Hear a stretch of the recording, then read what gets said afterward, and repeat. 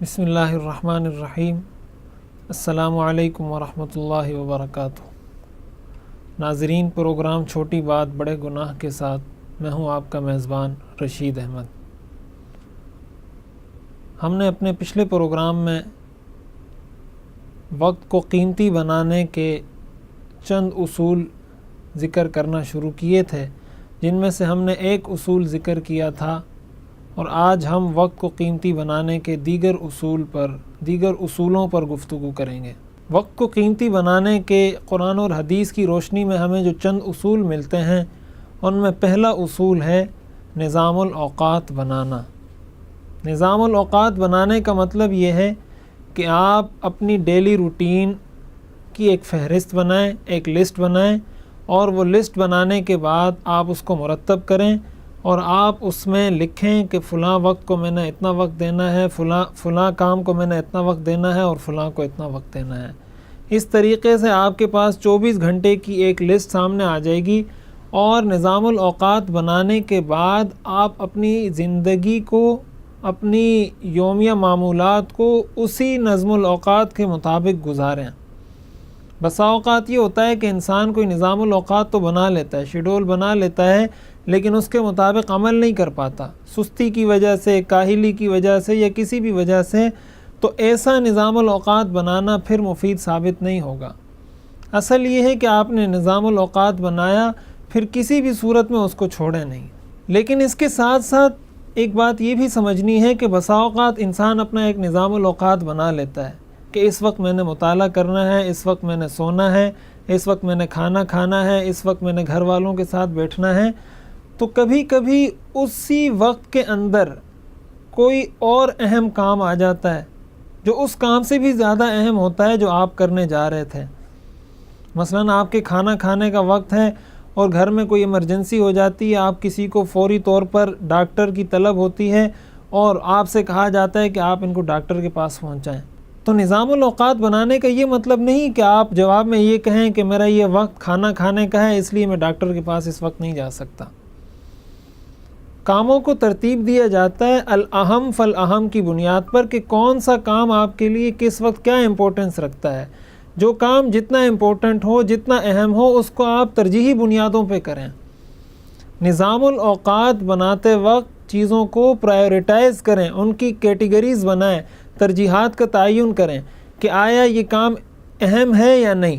پھر اگر اہم ہے، اہم کاموں کے اندر بھی دو درجے ہوتے ہیں۔ ایک وہ ہوتا ہے جو آپ کو ارجنٹ بیسس پر کرنا ہوتا ہے، جلد از جلد کرنا ہوتا ہے، ایمرجنسی بنیادوں پہ کرنا ہوتا ہے، اور ایک کام اہم ہوتا ہے لیکن فوری طور پر مطلوب نہیں ہوتا۔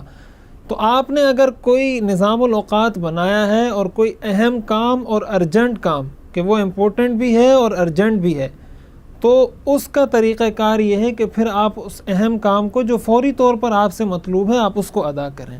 نظام الاوقات اس لیے بنایا جاتا ہے کہ وقت ضائع ہونے سے بچے۔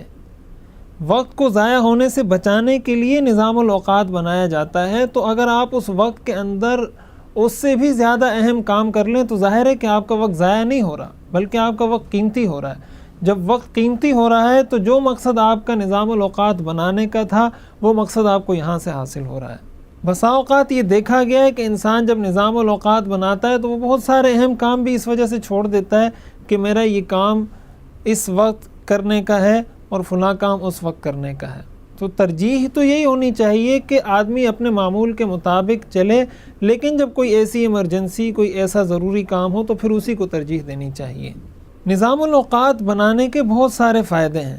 سب سے پہلا فائدہ تو یہ ہوتا ہے کہ انسان نے جب وقت طے کیا ہوتا ہے، مثلاً اس نے طے کیا کہ دن 9 بجے میں نے مطالعہ کرنا ہے، 9 سے 10 تک میں نے مطالعہ کرنا ہے، تو جیسے ہی 9 بجیں گے فوراً اس کا ذہن اس کام کی طرف متوجہ ہو جائے گا کہ 9 بجے میں نے یہ کام کرنا ہے۔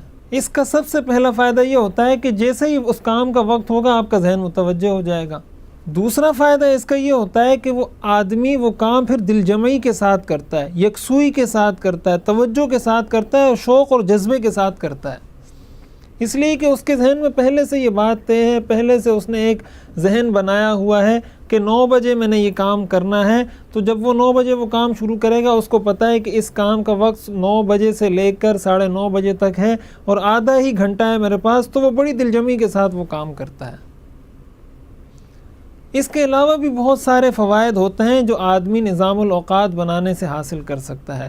تو پہلی ترجیح اور پہلا طریقہ اور پہلا گر یہ ہے کہ آپ اپنے لیے ایک ترتیب بنا لیں، ایک فہرست بنا لیں اور اس کے مطابق اپنی زندگی بسر کریں۔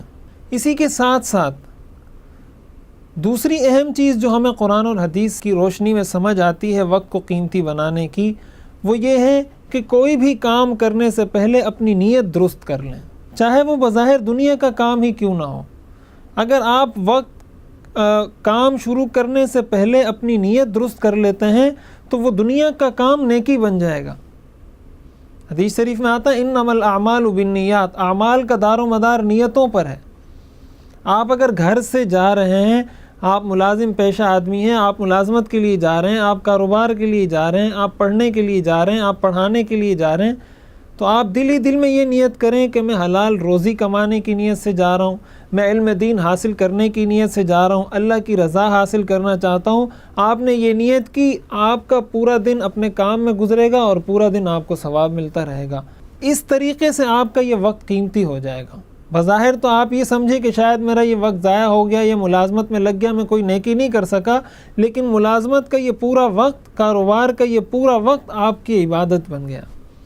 اس لیے کوئی بھی عمل شروع کرنے سے پہلے نیت درست کر لی جائے اور اخلاص کے ساتھ اس کام میں اللہ کی رضا کی نیت کر لی جائے، آپ کا سارا وقت عبادت میں شمار ہوگا اور وہ وقت آپ کا قیمتی بن جائے گا۔ وقت کو قیمتی بنانے کا تیسرا اصول کہ اللہ کے ذکر کی کثرت کی جائے، اس لیے کہ ذکر اللہ کے لیے اللہ تعالیٰ نے کوئی خاص وقت مقرر نہیں کیا۔ قرآن کریم میں اللہ نے فرمایا اذکروا اللہ ذکرا کثیرا وسبحوہ بکرۃ واصیلا، صبح شام اللہ کی تسبیح بیان کرو جب موقع ملے۔ الذین یذکرون اللہ قیاما وقعودا وعلی جنوبہم، کھڑے ہوئے، بیٹھے ہوئے، لیٹے ہوئے، جہاں جب موقع ملے اللہ کا ذکر کرتے رہنا چاہیے۔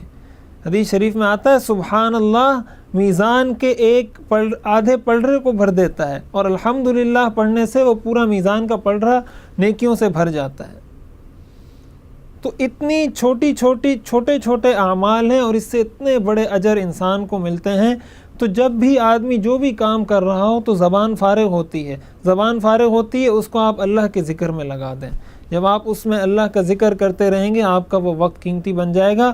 بظاہر آپ یہ سمجھ رہے ہوں گے کہ میرا یہ وقت اس کام میں گزر رہا ہے جو بظاہر کوئی نیکی کا کام نہیں، کوئی نیکی یا عبادت نہیں، لیکن اس ذکر اللہ کی وجہ سے آپ کا وہ سارا کام عبادت میں شمار ہوگا اور یوں آپ کا وہ سارا وقت قیمتی بن جائے گا۔ ناظرین، یہ وقت ہوا ہے ایک مختصر سے وقفے کا۔ وقفے کے بعد ہم اپنی گفتگو کا سلسلہ یہیں سے جوڑیں گے۔ آپ ہمارے ساتھ رہیے۔